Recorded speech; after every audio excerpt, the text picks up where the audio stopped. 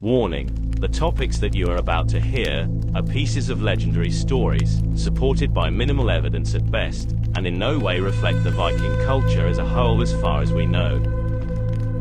Although the Vikings are famous for their warfare and exploration, they also had a strong religious and ritualistic tradition. They worshipped a wide variety of gods, to the point where their religion is referred to as a non-doctrinal community religion.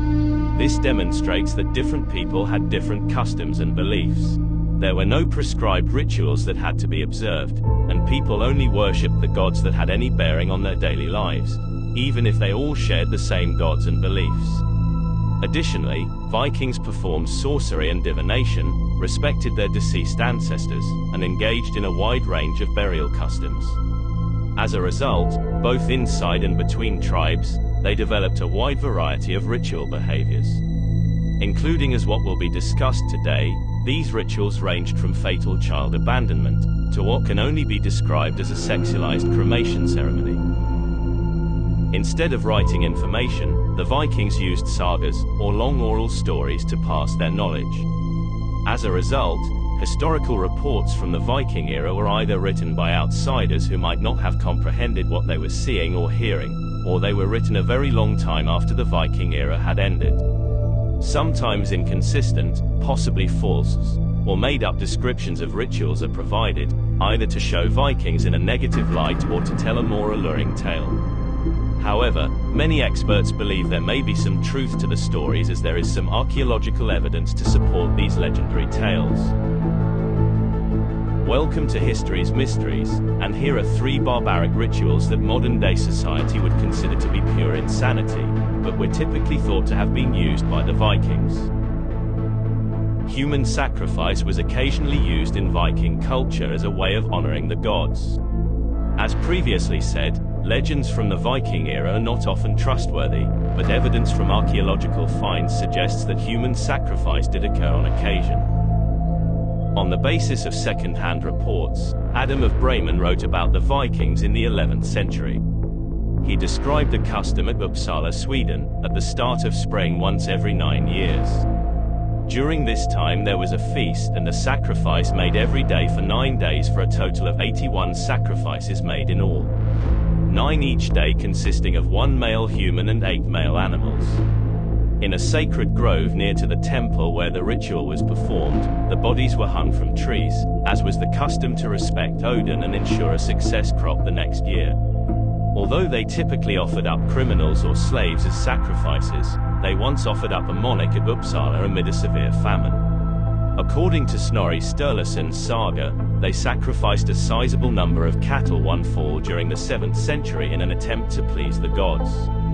The following year, after that failed, they offered up a large group of men. After that year, they sacrificed the monarch and covered the altar in his blood because they blamed him for the ongoing famine. But what does the evidence say? A sacrificial site from before the construction of the Viking fortification in 980 AD was discovered at Trelleborg. Human and animal skeletons, jewelry, and tools were discovered in 5 3-meter deep wells. 4 of the 5 total human sacrifices were young children, ranging in age from 4 to 7. The fact that the bones were discovered in wells is extremely important. Wells were of enormous symbolic significance to the Vikings. At Mir's well, Odin drank his way to wisdom. He had to give Mir one of his eyeballs in exchange. But what could the complete sacrifice of a human being result in? 3 of the sacrifice wells at Trelleborg were found to be close to a tiny enclosure. Before the victims were buried in the deep wells, there may have been a ritual sacrifice performed here. The sacrificial place might have been a part of the town 300 meters away from Trelleborg. The religious site was destroyed, and the sacrifices ceased when the stronghold was built. Human sacrifice was not practiced in the emerging new Christian religion, which was growing more and more prevalent. Secondly, we will discuss one account of a burial ritual in which a Viking chief was honored with what we can only speculate to be one of the highest burial honors of that time. The Vikings used cremation among a variety of other methods for disposing of the dead. The cremated remains may be interred in graves, beneath rock mounds, or occasionally alongside burial items. A ship could also be used to burn the ashes, but because they were expensive, this option was only available to high-ranking members of society. In the 10th century, the Arab Ahmad ibn Fadlan described the incineration of a Viking ship in a writing known as the Risala. He described how a chief of the Rus Vikings was treated in death. The Bulgarian Vikings people produced new clothing for him and buried his body in a hole for 10 days. A slave girl then volunteered to be sacrificed beside him, and she was thereafter kept intoxicated and elegantly dressed.